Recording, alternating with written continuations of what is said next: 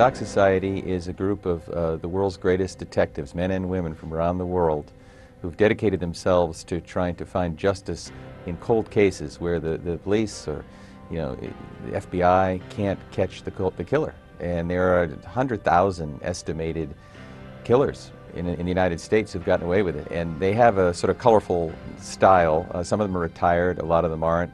They include Interpol agents and FBI and blood spatter experts and men and women who investigated the JFK assassination, psychics. They meet once a month, the third Thursday of every month, in an old Victorian dining room in Philadelphia to solve cold murders over lunch. The police will come and make a presentation on a PowerPoint screen, so it's like the gruesome fifth course of the nice meal. And if there's a real connection between the police and the Vidocq Society agents, if they feel like they can help, they'll actually go into the field for 6 years or more pro bono to bring killers to justice.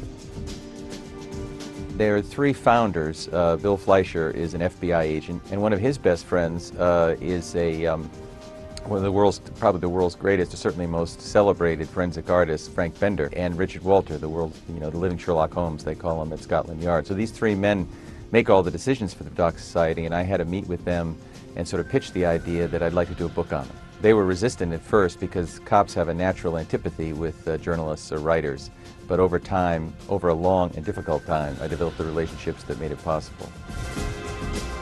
I felt like a poor man's Dante, the journalist, the writer, following Virgil to the depth of hell, because what Richard was able to do is understand and chart out, and this is a sort of proprietary theory of his, how an otherwise seemingly normal, decent person travels this sort of road of darkness down to the pits of sadism and cannibalism and serial killer kind of behavior. And he has a precise knowledge of it, sort of the mirror opposite of the individuals or the souls, if you were, journey toward light or God or goodness. And it's phenomenal to realize that that's built into us.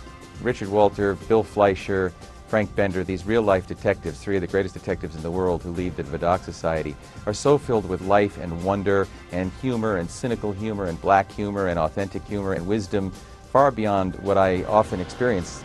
We heard stories long, long before we ever wrote them down. So this book is about really high, glorious, heroic emotions and really primitive emotions. You might feel those deeper, more immediately, like a blood rush to your head if you're hearing it. I like to think that as an audiobook, you both get the excitement of a thriller, but the benefits of nonfiction, which is that you're actually learning something about the nature of evil, and the nature of good, and the nature of true heroism that still does exist, which I think these deeply flawed heroes show us.